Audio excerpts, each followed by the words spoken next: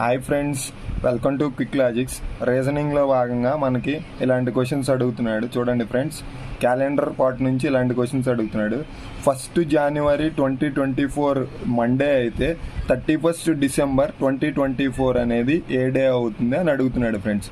ఇలా ఇచ్చినప్పుడు ఫస్ట్ ఇచ్చిన సంవత్సరం అనేది లీప్ ఇయరా నాన్ లీప్ ఇయరా కన్సిడర్ చేసుకోండి ఫ్రెండ్స్. అంటే 2024 మనకు తెలుసు, 2024 అనేది 4తో డివిజిబుల్ అవుతుంది కాబట్టి ఇది నాన్ లీప్ ఇయర్ అని మనం చెప్పవచ్చు ఫ్రెండ్స్.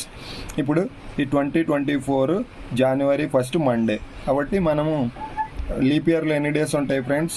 లీప్ ఇయర్కి 1 leap year is equals to 366 days friends. కానీ వాడు ఆల్రెడీ మనకి 1 జనవరి అని అడిగాడు, అంటే 1 జనవరి అయిపోయింది.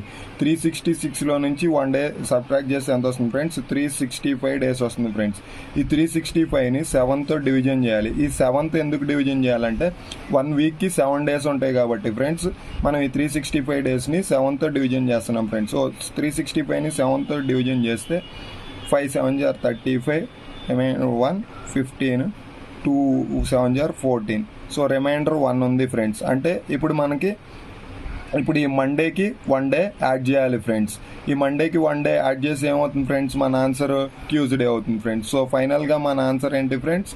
Tuesday friends. ఒకటి గుర్తుపెట్టుకోండి ఫ్రెండ్స్, ఒక చిన్న ట్రిక్.